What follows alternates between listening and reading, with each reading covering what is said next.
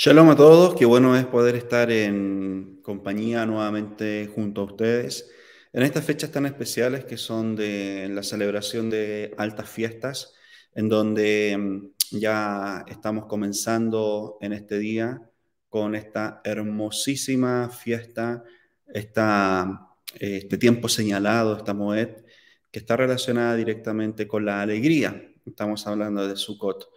Y Sukkot nos presenta muchos temas bien interesantes, sumamente relevantes para nuestra vida espiritual. Es acá en donde vamos entendiendo el concepto mesiánico, lo que ha de ocurrir en los últimos tiempos.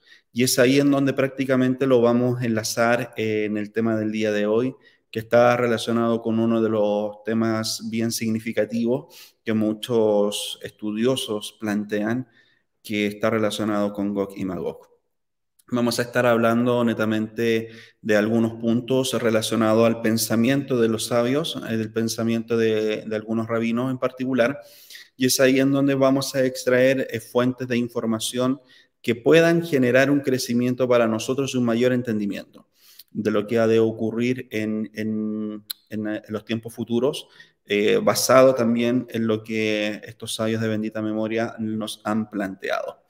Es fundamental que la persona que entienda los tiempos claramente va a poder tomar siempre mejores decisiones, sabe prácticamente en el lugar en cual se encuentra y así también sabe hacia dónde va. Por lo tanto, siempre es bueno tener este tipo de información, considerando además si es que la estamos sacando de fuentes judías, de fuentes que efectivamente traen veracidad para nuestras vidas.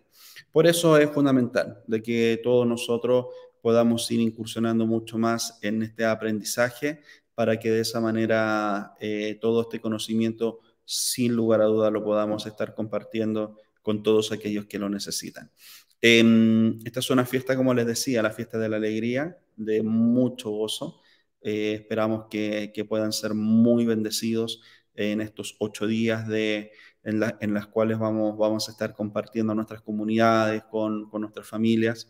Ya estamos a puertas prácticamente de Simchat Torah en los próximos días y es ahí en donde nuevamente vamos a comenzar el estudio de la Humash. Entonces, en este tiempo en particular, que sea de disfrutar, nuestros nombres ya han sido sellados para la vida buena, para una vida de gozo en estos días atrás. Por lo tanto, es para nosotros felicidad, alegría el poder comenzar estos estudios de Sukkot junto a ustedes y que puedan aprender y así también compartir cada una de estas enseñanzas. Dicho eso, lo que vamos a estar considerando en este día como enseñanza está relacionado con una de los pasajes bíblicos que nosotros encontramos dentro de esta festividad y que claramente está relacionado con Gog y Magog. Me voy a tomar netamente de los escritos de la Haftará para eso. Ahí ustedes lo pueden ver en Zacarías capítulo 14 del versículo 1 al 24. Es ahí en donde vamos a estar hablando en este día relacionado directamente con lo que es Gog y Magog.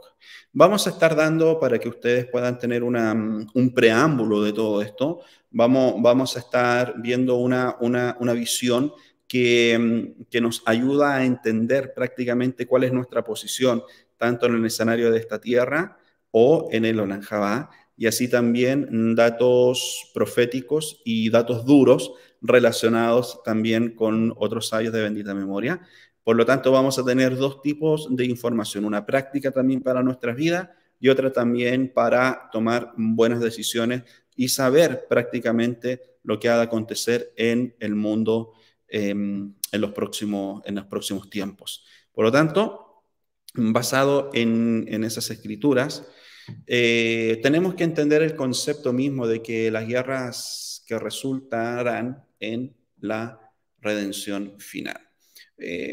se habla de que esta es una de las guerras que lleva a la redención final.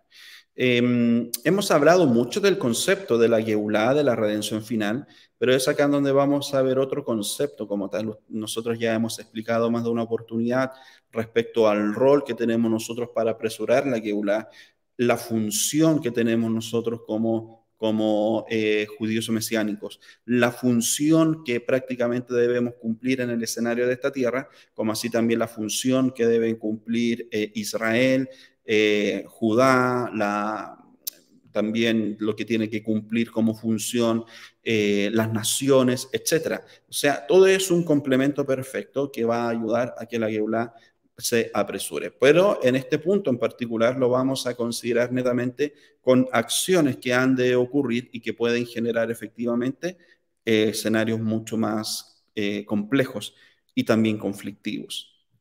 Según Rachi, este tema guarda relación con Sukkot debido a la profecía de que las naciones sobrevivientes se unirán a Israel en los festejos de Sukkot de cada año. Numekei Yosef, sobre el tratado talmúdico de la Megilá, cita una tradición de Rabí Jai Gaón acerca de que la victoria sobre Gog y Magog tendrá lugar en el mes de Tishri, en el mes de Sukkot. Y también Rabí Hirsch, de acuerdo a lo que nos dice Bamidbar 29:13, analiza la conexión interna que guarda Gog y Magog con Sukkot. Es ahí donde vamos también a ver una interpretación relacionada directamente con su tesis. Como modo preambular, y en lo que también nos habla en los Nevi'im, los libros proféticos, es el hecho de que ya al momento en que el reino mesiánico es establecido en el escenario de esta tierra, cada año todas las naciones deben subir a Jerusalén. Y nos está hablando netamente en esta fiesta en particular de Sukkot. Y las naciones que no suban, por eso es el nombre también, ¿no? Una digamos, de los nombres que recibe esta fiesta es la fiesta de las naciones. Y es ahí en donde vamos a entender de que todas las naciones que se rehúsan o que se rebelen a esta ordenanza van a haber consecuencias para esa nación, netamente como sequía, etcétera. Por lo tanto, es acá en donde plantean algunos rabinos cómo ha de ser el mundo al momento en que el Mesías ha de manifestarse. Algunos dicen, va a seguir siendo igual con este tipo de cambios, claramente. Y hay otros que dicen, sí, va a seguir siendo igual, pero va a haber paz, va a haber prosperidad. Por lo tanto, todo eso conlleva a que prácticamente podamos entender qué ha de ocurrir en el tiempo futuro, lo que ha de ocurrir en los días por venir. Pero de esa manera, ¿cuáles son los acontecimientos que tienen que ocurrir previamente para que eso se manifieste? Por lo tanto, es acá en donde es considerada la guerra de Gog y Magog como ese preámbulo a los acontecimientos que han de ocurrir y que efectivamente van a generar un tipo de transformación o de cambio en este mundo. En días anteriores hablábamos respecto y ustedes también pueden verlo a través de nuestro canal de YouTube o también a través de nuestra página web www.jayimchofea.cl, en donde hay una enseñanza que habla tanto la tierra como los cielos como testigos.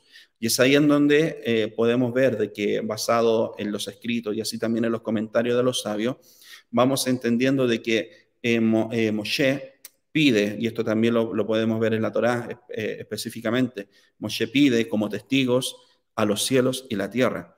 Por lo tanto, esa es la finalidad también de que existan cielos nuevos y tierra nueva, que no tengan los antecedentes que han tenido hasta el día de hoy estos cielos y esta tierra respecto a las transgresiones que ha cometido el pueblo de Israel. Por lo tanto, todo esto nos va a ayudar a cada uno de nosotros a ir comprendiendo de mejor manera lo que ha de ocurrir, como les decía, en los días por venir. ¿Cuál es la tesis que plantea Hirsch, que es bastante interesante? Y nos dice lo siguiente. El nombre Gog se puede reconocer, en el nombre Gog, perdón, se puede reconocer la palabra Gag, que es techo. Y ello contrasta con la Sukkah, El cobertizo débil e inestable, hecho de ramas y hojas. De hecho, el factor común de toda la historia de la humanidad se manifiesta en este contraste. Así como las personas tienen la capacidad de ponerse a resguardo de sus contemporáneos mundanos a través de robustas murallas, así también se engañan al pensar que éstas pueden protegerlos de aquellos que llegan desde arriba, de Dios y su poder para dirigir las cosas. Viven con la ilusión de que pueden hallar seguridad en la protección que les otorga su propio poder.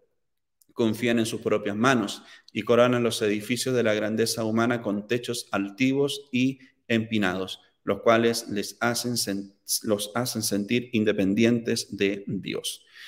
Si ustedes se dan cuenta, todo lo que nos está hablando Rabino Hirsch en particular dentro de su tesis, de acuerdo a lo que es Gog y Magog y el enlace que hace con esta fiesta de Sukkot, llama la atención porque está describiendo prácticamente las inclinaciones del hombre. En cierta manera, esta inclinación la vamos a considerar en estos dos aspectos. El primer aspecto, basado en algo esperado en el Olam Jabá, o netamente algo que se espera en el escenario de esta tierra. Prácticamente debiésemos entender de que la atención de cada hombre, de cada mujer, o está posicionada en esta vida o en el mundo venidero. Eso va a hacer una diferencia completa. ¿Por qué razón? Porque las decisiones de vida, la forma de vida, todo lo relacionado con costumbres, además, va a ser muy distinto entre el uno y el otro. Eso también lo podemos ver netamente en el mejor ejemplo para mí, digamos, de forma muy personal, lo puedo decir, lo vemos entre Esab y Jacob, mientras que Esab sus ojos estaban posicionados en el escenario de esta tierra y Jacob estaba posicionado netamente en el Olam Jabá. Por lo tanto, eso estaba generando de que las decisiones de vida que tomaran eran completamente distintas y los resultados también los eran. Todo esto nos ayuda a entender a nosotros algo bien interesante, de que esa misma conducta es la que tiene la persona hasta el día de hoy. ¿Por qué razón? Por el hecho de que de acuerdo a las decisiones que tú tomes, la forma de vida que tomes, eso es un fiel reflejo de dónde están posicionados tus ojos. O netamente está basado en el escenario de esta tierra o en lo que tú esperas en el Olam Jabá. Dicho eso, todo lo que nos plantea en su tesis el Rabino Hirsch nos hace pensar y nos conduce prácticamente a que hay muchas personas que están solamente construyendo sus propios reinos en el escenario de esta tierra, pero no están edificando en el reino de Hashem. Entonces, es ahí en donde está prácticamente la disyuntiva de la persona. O sea, y por eso plantea de que Sukkot es como una batalla, una lucha entre el techo y también la Sukkah. Entendemos que el techo ya está hablando de una edificación que es sólida, que puede durar y perdurar, pero muchísimos años, versus una Sukkah que es una morada temporal muy frágil, que se levanta en muy pocas horas y que se desarma en muy poco tiempo. Por lo tanto, eso es fiel reflejo de la vida del hombre, que solamente está de paso en el escenario de esta tierra. El asunto es de que hay muchas personas que se aferran al escenario de este mundo. El problema es de que prácticamente al hacer que más grandes sean sus propios reinos que están construyendo y edificando, se están olvidando paralelamente, con la misma intensidad, se siguen olvidando del mundo venidero. Por lo tanto, la fiesta de Sukkot, esta Moed en particular, nos está hablando prácticamente de que la importancia de entender de que estamos temporalmente en el escenario de esta tierra. Y es ahí en donde no debemos aferrarnos netamente a esas grandes edificaciones y sentirnos seguros en esas grandes murallas, en esos techos alpinados, etcétera, que prácticamente van a generar de que la persona se sienta mucho más independiente de Dios. Quien se siente independiente de Dios es una persona que está más aferrada a este mundo que al Olam Jabá. Por lo tanto, de acuerdo a ese planteamiento, es fundamental que nosotros vayamos entendiendo también en qué punto nos encontramos nosotros, en qué punto te encuentras y de esa manera también poder generar las transformaciones, los cambios que se requieren para que las decisiones de vida puedan ser completamente distintas a las que se están teniendo el día de hoy. Gog y Magog es la guerra del techo, Gag contra la Sukkah. La lucha entre la ilusión de la grandeza humana, que nunca se permite un descanso, representada por el techo, contra la verdad del azúcar, que consiste en una confianza alegre y serena que viene a depositar nuestra fe en la protección divina. Es ahí en donde la pregunta que quizás pudiera plantearse la persona o nos pudiéramos plantear, bueno, cada uno de nosotros, si el mensaje siempre va a ser para todos, todos estamos en ese mismo camino de perfeccionarnos cada día más. El planteamiento como tal es en dónde está tu seguridad. Si tu seguridad está en tu inteligencia, en tus recursos, en tu nivel de riqueza, si tu seguridad está prácticamente en todo lo que tú realizas, en lo que tienes en tu cuenta corriente, etc. Recuerda de que todo, pero absolutamente todo, está predestinado por Hashem. Pero hay algo que no, y lo hemos hablado en más de una oportunidad. La decisión del hombre basada en el libre albedrío, si quieres, va a ser un rachá o un sadik. Pero todo lo demás, el nivel de riqueza, cuánto vas de recibir este año que está comenzando, el 5.184, que si la persona que llega al escenario de esta tierra va a ser pobre, va a ser rica, va a ser inteligente o va a ser menos inteligente, si va a tener enfermedad, si va a ser una persona sana, etc. Todo está predestinado. Por lo tanto, es la función nuestra también ser responsable. Por eso, lo que nosotros entendemos en Rosh Hashanah, que hace muy pocos días atrás lo celebrábamos. Y esa importancia de entender de que todos aquellos decretos negativos pueden ser cambiados, transformados de acuerdo a nuestra propia acción, directamente a la techubá, a la sedaká, van a generar, y la tevilá o la oración va a generar prácticamente de que podamos nosotros cambiar esos decretos, o que Hashem los cambie de acuerdo a las acciones que hemos estado llevando a cabo. Por eso es fundamental de que tomemos conciencia de que nuestras decisiones y nuestras acciones tienen resultados o consecuencias.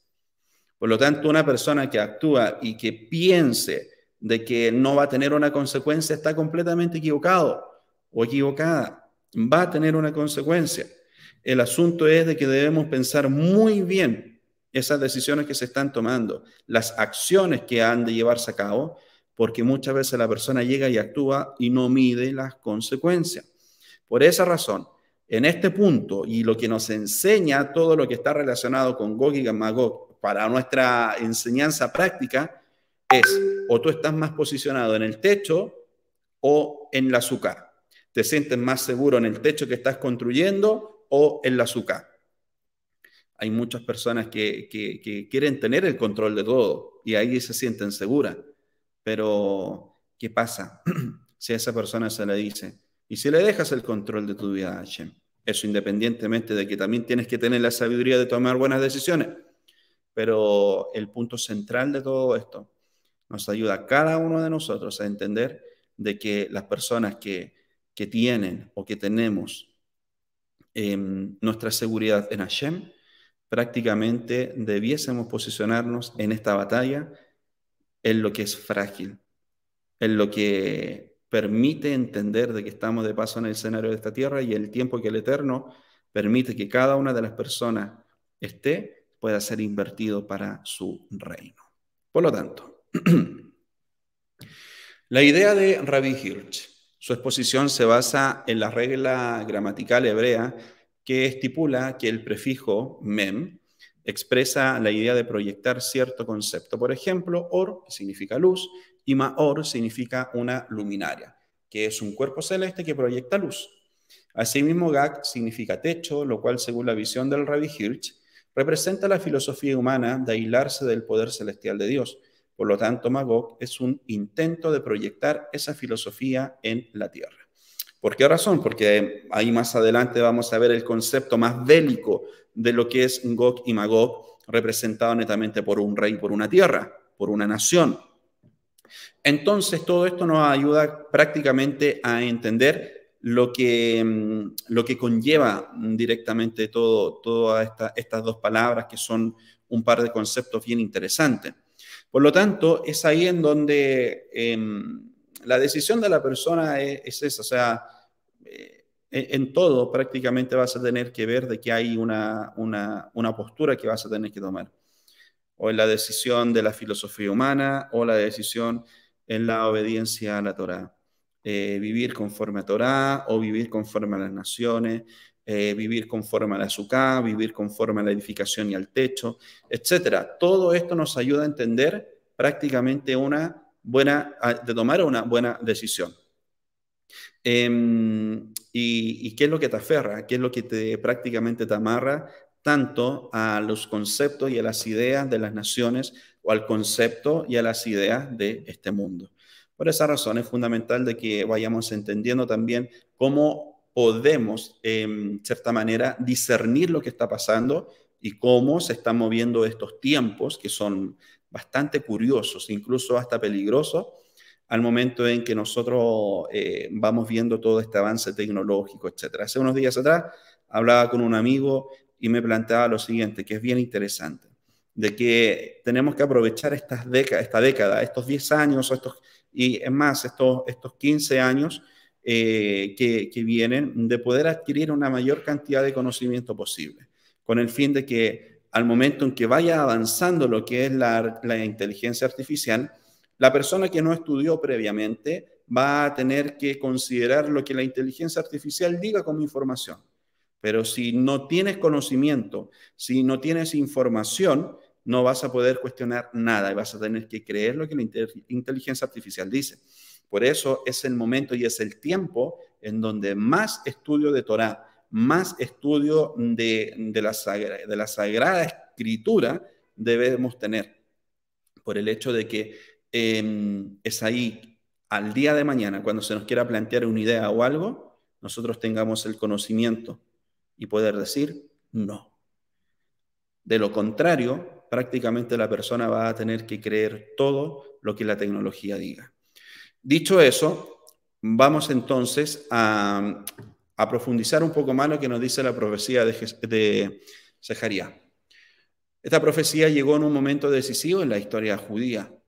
17 años después de que el rey Ciro otorgó permiso para que el segundo templo fuera reconstruido, los trabajos cesaron por orden del rey Ahasverosh, luego del hostigamiento y las calumnias de las naciones gentiles que rodeaban a Jerusalén. Efectivamente, porque al momento en que estaban construyendo, prácticamente podemos ver de que con una mano tenían la espada para defenderse y con otra tenían la herramienta para construir.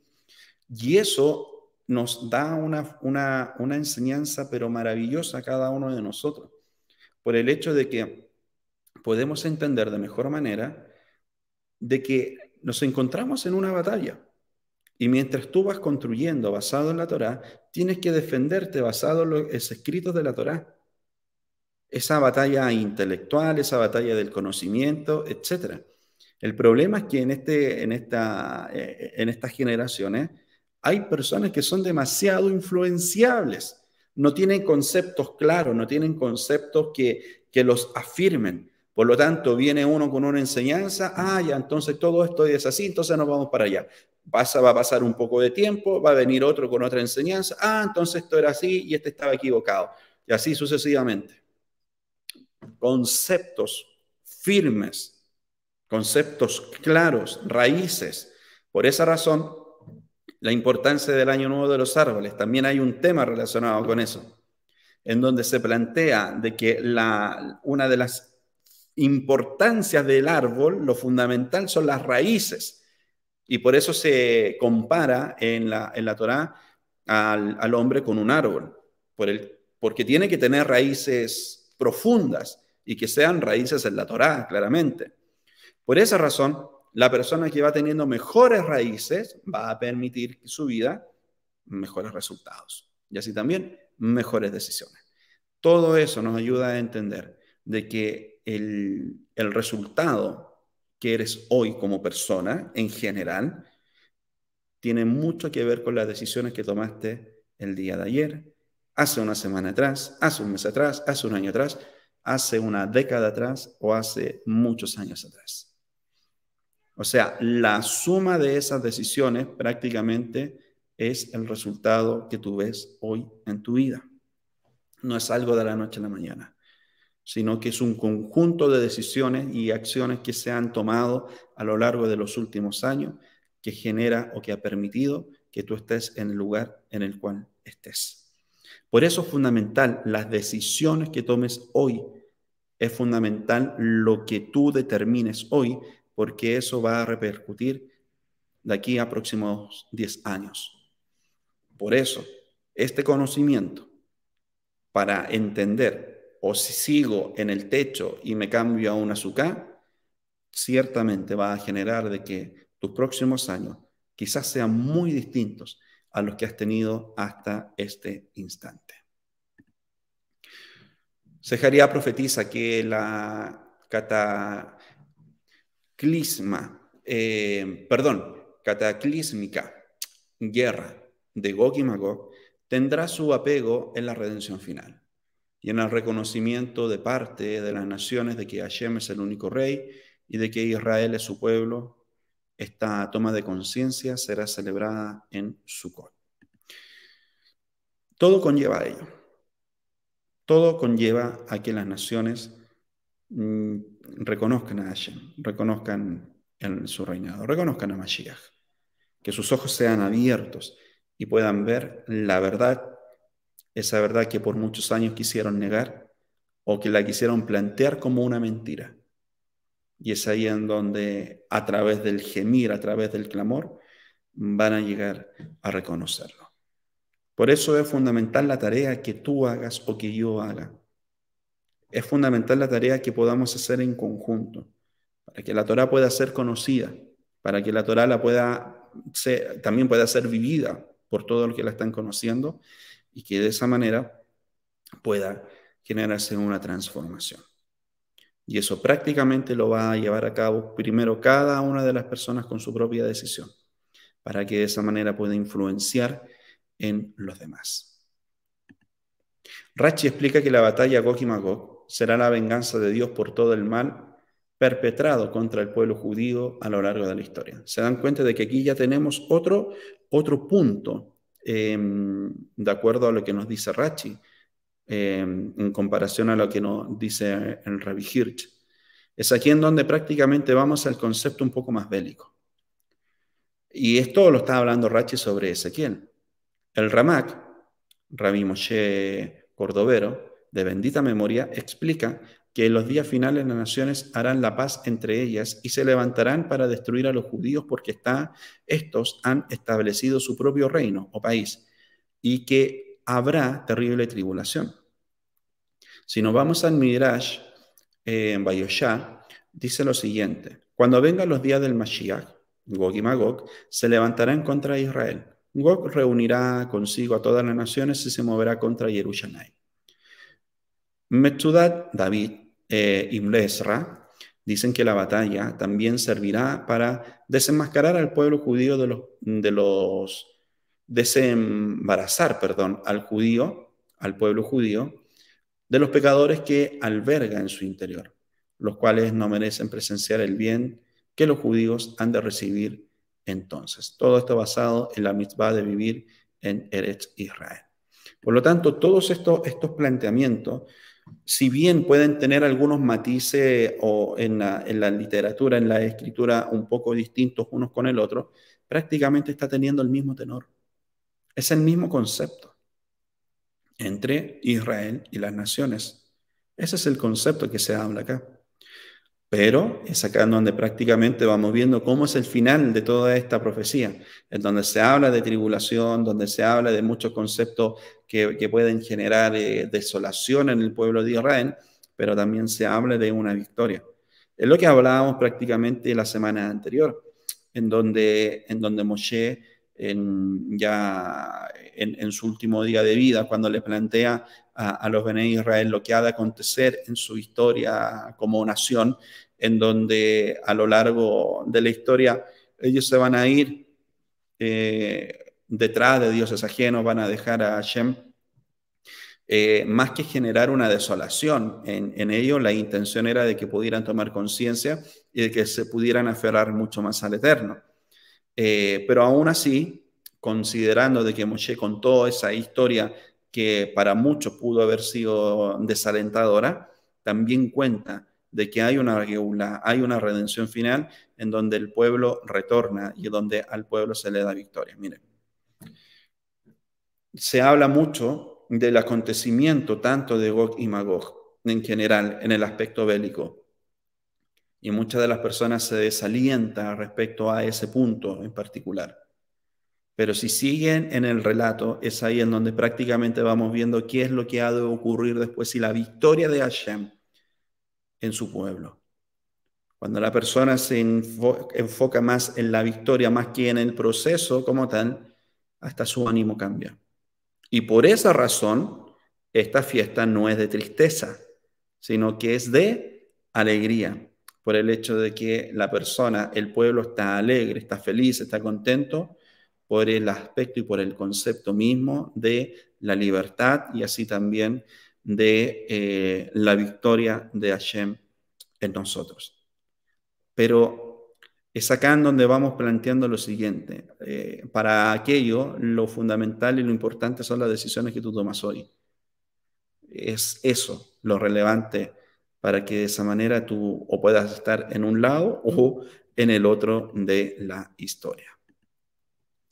Si nos vamos a la visión de Lusato un poco más duro respecto a esto, y por su gran bondad y piedad, el bendito sea su nombre, él decretó y dio lugar a que incluso las ramas de las demás naciones, a través de su elección y sus acciones, si lo desearen. Esto es fundamental, miren, a través de su elección y sus acciones, si lo desearen, pudieran separarse de sus propias raíces y pasar a ser parte de las ramas de nuestro patriarca Abraham, sobre él sea la paz. Acá me quiero detener un momento. ¿Por qué razón? Esto es fundamental. Lusato habla de algo, de un concepto bien interesante, y es el hecho de por decisión o por elección y también por acción, las naciones pueden sí cambiar sus raíces. Porque hay muchas personas que prácticamente llegan a decir o se escudan netamente en que no, es que mi padre era así, las raíces de mi familia son así, entonces así vamos a seguir, los hijos van a seguir así, etcétera. No, la persona, esta generación, tiene la decisión o seguir los mismos pasos de los antepasados o generar una transformación. Porque si tú crees o ves de que tus antepasados estaban lejos de Hashem, entonces tú dices, no, que mis antepasados estaban lejos de Hashem, entonces la temática de la familia, de las generaciones, no te puedes justificar por eso. Porque el Eterno, recuerda lo siguiente, a cada una de las personas les ha dado un libre albedrío. Y ese libre albedrío permite que la persona decida si va a ser un justo o va a ser un malvado, un sadik o un rachá. ¿Qué es lo que decides tú? Tú puedes generar el cambio no solamente en tu generación, sino en las generaciones futuras, la generación de tus hijos, la generación de tus nietos. Por esa razón se le da esa posibilidad a las naciones. El amor de Hashem es tan grande, eso lo podríamos enlazar incluso hasta con Juan 3:16, porque de tal manera amó Dios al mundo que ha dado a su Hijo unigénito para que todo aquel que en él cree no se pierda, mas tenga vida eterna. O sea, está abriendo la posibilidad, está abriendo ese camino para todos. El asunto es de que es la persona, son las naciones las que tienen que accionar y decidir si es que siguen queriendo las raíces de las naciones o quieren la raíz de nuestro patriarca Abraham. Y se hace referencia a esto cuando se dice que él, bendito sea su nombre, hizo a Abraham padre de los conversos, al decirle, y serán bendecidas a través de ti todas las naciones de la tierra. Bereshit capítulo 12, versículo 3. Y esto es lo que no les gusta a las naciones, y no quieren entender las naciones. ¿Qué es? De que Israel es una fuente de bendición para las demás naciones. Y así es, porque el Eterno lo estableció así. Hoy día lo podemos ver en tantos ejemplos. O sea, muchas veces hablamos del ejemplo de las tecnologías en el agua, las tecnologías en ciberseguridad, las tecnologías para asegurar fronteras, etcétera, la medicina, la cantidad de premios Nobel que tiene nuestro pueblo, etcétera. Eso ha de generar una bendición para todas las naciones. O sea, no, nadie puede negar de que Israel ha sido de bendición para las naciones. Y es acá en donde está establecido desde ya en Bereshit, capítulo 12. Lo vamos viendo porque así fue establecido por Hashem. Pero si no se esforzarán por ello, quedarán en los árboles de sus raíces originales, conservando sus características naturales. Por lo tanto, es acá en donde hablamos del concepto de la nueva criatura. Si les planteo a ustedes qué es ser una nueva criatura, ¿a qué se refiere eso? Una nueva criatura no solamente se trata de que antes no iba a una congregación y ahora sí. Eso no es ser nueva criatura. Es adoptar no solamente nuevas costumbres, sino que es adoptar una nueva raíz. Es querer ser desarraigado de la raíz de las naciones y ser arraigado a la raíz de nuestro patriarca Abraham, de acuerdo a lo que nos dice el Usato. O sea, prácticamente ser injertados, lo que nos dice después el Brit Hadashah, injertados contra la naturaleza. Pero tenemos que ir a ese lugar correcto, el que está relacionado con Israel. No se trata de ir a otra tierra. No nos dice eso la palabra. Y por lo tanto es ahí en donde planteo nuevamente lo siguiente: la importancia y lo fundamental de poder entender de que el pacto de Hashem sigue siendo con su pueblo Israel y seguirá siendo así porque el Eterno lo estableció de forma perpetua. No hay un cambio. Nunca ha existido un cambio de pacto, una anulación del pacto para hacerlo ahora con la iglesia. Para ser parte del pacto, tenemos que estar enraizados en Israel. Por lo tanto, lo que nos dice el Midrash Sifri, de acuerdo a Devarim 34:3, cuando Dios quiso entregar la Torá, se reveló no solo al pueblo judío, sino también a todas las otras naciones del mundo. Primero Dios fue donde los hijos de Esab les preguntó: ¿aceptarán mi Torá? Ellos contestaron: ¿qué está escrito en ella? Dios respondió: no asesinarás. Ellos contestaron: amo del universo, esto va en contra de nuestra naturaleza. Nuestro Padre, cuyas manos son las manos de Esab, Bereshit 27:22, nos llevó a apoyarnos solo en la espada, porque su padre le dijo: por tu espada vivirás, Bereshit 27:40. Entonces no podemos aceptar la Torá. Luego Dios fue donde los hijos de Amón y Moab y les preguntó: ¿aceptarán mi Torá? Ellos dijeron: ¿qué está escrito en ella? Él respondió: no cometerás adulterio. Ellos contestaron: amo del universo, nuestro origen mismo es el adulterio, o es de adulterio, como está escrito. Así las dos hijas de Lot concibieron de su padre, Bereshit 19:36. Entonces no podemos aceptar la Torá. Luego Dios fue donde los hijos de Ismael les preguntó: ¿aceptarán mi Torá? Ellos dijeron: ¿qué está escrito en ella? Él dijo: no robarás. Ellos contestaron: amo del universo, nuestra misma naturaleza es vivir solo de lo robado y lo adquirido con violencia, como está escrito respecto a Ismael.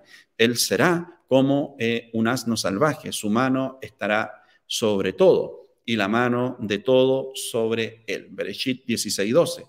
No podemos aceptar tu Torá. Es acá donde viene la discusión rabínica, y al momento en que se le presentó la Torá al pueblo de Israel, no hizo ninguna pregunta, solamente la aceptó. Pero mira, eso es netamente como una nota aparte de este concepto como tal. ¿Qué es lo que nosotros vamos aprendiendo de todo esto? Lo podemos enlazar con lo que nos dice también el libro de Revelaciones, de que el Mesías está a la puerta y llamando. Toca la puerta, está llamando, y el que abriere, él entrará en él, cenará con él, y así ambos van a compartir. ¿Qué es lo que nos está diciendo todo eso? De que la Torá es presentada a toda persona. Pero es aquí en donde está la conducta de las personas que están enraizadas en las naciones, como veíamos en el relato mismo. Están enraizados los pueblos en el adulterio, en el asesinato, en el robo. Y si quieren seguir prácticamente en esa temática, van a rechazar la Torá. Pero si la persona quiere recibir la Torá, prácticamente es una persona que ya ha tomado la decisión de cambiar sus raíces, de que sean las raíces de nuestro patriarca Abraham y no las raíces del mundo. Por esa razón, la persona que actúa en Torah, que toma decisiones en Torah y que acepta la Torah en su vida, netamente se entiende de que es una persona que tiene raíces completamente distintas y no son las raíces del mundo, no son las raíces de las naciones. Por esa razón, nuevamente planteo una pregunta para tu vida. ¿En qué estás enraizado? ¿En las raíces de las naciones o en las raíces de nuestro padre Abraham?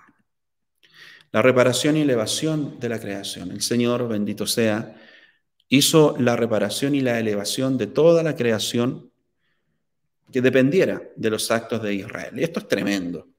Y se podría llegar a decir que Él subyugó su conducción según las acciones de ellos, enviando su luz y su influencia y ocultándose y retirándose.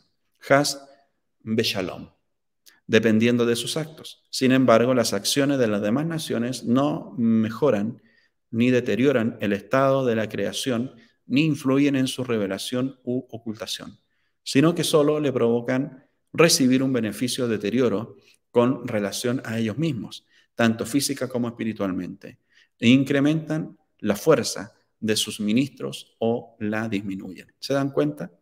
Los únicos perjudicados y los únicos beneficiados, de acuerdo a la decisión, es la persona que actúa. Nada más. Así también las naciones, de acuerdo a su decisión, o van a ser perjudicados o van a ser beneficiados. Así también, si tú quieres reparación y elevación en tu vida, de acuerdo a tus decisiones, vas a poder ver eso, o de lo contrario, vas a poder ver un deterioro. Pero es un punto en donde entendemos de que tienen que haber decisiones en la vida de cada uno de nosotros. No podemos pretender tener un buen resultado siendo las mismas acciones que te han llevado a malos resultados. O sea, tiene que haber un cambio, tiene que haber una transformación. Y de eso depende prácticamente lo que ha de ser tu futuro y así también el de tus hijos, el de tu núcleo familiar. En cierta forma no se trata solamente de que estamos prácticamente celebrando un acontecimiento que ha de ocurrir en no sé cuánto tiempo, porque nadie sabe la hora ni el día, pero nos olvidamos de que hoy sí podemos tomar decisiones, de que hoy podemos hacer los cambios para que al momento en que llegue ese acontecimiento, o estemos en el lado de los beneficiados y no en el lado de los que a través de sus propias decisiones han sido perjudicados. El final de la historia tal como la conocemos. Al acercarse el final de los días, hay dos caminos que el mundo puede tomar. El primero está lleno de bondad y milagros. El Mesías recibe el dominio, el honor y el reinado. Todos los pueblos y las naciones de todos los idiomas van a servirle. Su dominio es un dominio eterno que jamás caducará. Su reinado nunca será destruido. Daniel 7:14. Este escenario puede llegar en cualquier momento. Solo tenemos que hacer lo correcto. El otro camino se describe con la imagen del Mesías llegando humilde y montado en un burro. Zacarías 9:9. En este escenario, la naturaleza seguirá su curso, la sociedad atravesará un lento y doloroso deterioro, con mucho sufrimiento, y es acá en donde vemos que la presencia de Dios estará oculta y su guía no se percibirá. Es ahí en donde prácticamente vamos viendo cuáles son los dos caminos que el mundo puede tomar. Y no solamente se habla de algo general, sino que para que esa decisión general se tome es porque los individuos ya dieron a conocer cuál era su postura ante esto. Aproximándose la era mesiánica. Basado en el Talmud, al acercarse la era mesiánica, la humanidad experimentará gran dolor y agitación, grandes fluctuaciones económicas, rebelión social y una desesperanza generalizada. La culminación será una guerra mundial de inmensas proporciones liderada por el rey Og de la tierra de Magog. Será la guerra suprema del bien contra el mal, en la que el mal será completamente eliminado. Ahí tomé algunas citas relacionadas a Ezequiel capítulo 38-39, Zacarías 21:2, 14:23, el Talmud de Sukkah 52, Sanedrín 97 y Sotá 49. No puse todas las referencias, sino que puse alrededor de 4, en donde vamos a analizarla prácticamente lo que nos dice. El Tratado de Sotá 49b2 nos dice, también dijo, en los tiempos del acercamiento del Mesías, la insolencia aumentará y los altos costos se acumularán. A pesar de que la vid se da su fruto vino, sin embargo, será costoso. Y la monarquía se convertirá en herejía y no habrá nadie para reprender sobre esto. El lugar de reunión de los sabios se convertirá en un lugar de promiscuidad y Galilea será destruida y Gablán será desolado. Y los hombres de la frontera irán de ciudad en ciudad para buscar caridad, pero no encontraron piedad. Mientras vayamos viendo cada uno de esos aspectos, vayámoslo comparando con lo que está ocurriendo en el escenario de esta tierra. Y no estoy hablando de acontecimientos que han de ocurrir, sino que acontecimientos que ya están comenzando a pasar. Los hombres postreros. El mismo tratado de Sotá 49b3 nos dice, y la sabiduría de los escribas se pudrirá y la gente que teme al pecado será repugnada y la verdad estará ausente. Los jóvenes avergonzarán la cara de los mayores se pararán ante los menores. Las relaciones familiares normales se arruinarán. Un hijo deshonrará a un padre, una hija se levantará contra su madre, una nuera contra su suegra. Los enemigos de un hombre serán los miembros de su hogar. La cara de la generación será como la cara de un perro. Un hijo ya no se avergonzará delante de su padre. ¿Y en qué podemos confiar? Solo sobre nuestro Padre en el cielo. ¿Y acaso el Brit Hadashah nos habla algo similar respecto al estado del hombre postrero? ¿Acaso el mismo Brit Hadashah nos habla respecto a cómo van a ser los últimos tiempos, incluso similares a los tiempos de Lot, a los tiempos de Noah? Y aquí estamos citando el Talmud, no estamos citando los escritos que están en el Brit Hadashah. Por lo tanto, es ahí en donde estamos viendo una conexión de acuerdo a lo que se plantea de visión de lo que ha de ocurrir en la era en donde Mashiach, o la generación en donde Mashiach ha de manifestarse. Vamos al Talmud, al Tratado de Sanedrín 97a1. El tabernáculo de David que ha caído, basado en Amós 9:11. Por eso se llama al Mashiach Bar Nifli. El rabino Isaac le dijo que esto es lo que dice el rabino Yohanan.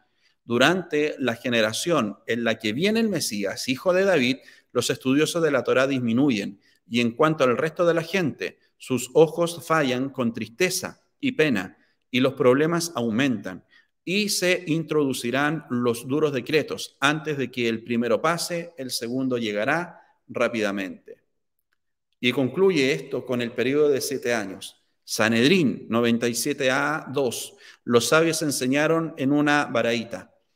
Con respecto al periodo de 7 años, es decir, el ciclo sabático, durante el cual viene el Mesías, hijo de David, durante el primer año este versículo se cumplirá y lo causaré llover sobre una ciudad y hacer que no llueva sobre otra ciudad. Amós 4:7.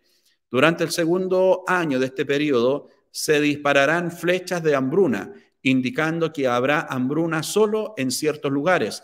Durante el tercer año habrá una gran hambruna y hombres, mujeres, niños, piadosos y hombres de acción morirán, y la Torá es olvidada por quienes la estudian. Durante el cuarto año habrá un montón, pero no gran abundancia.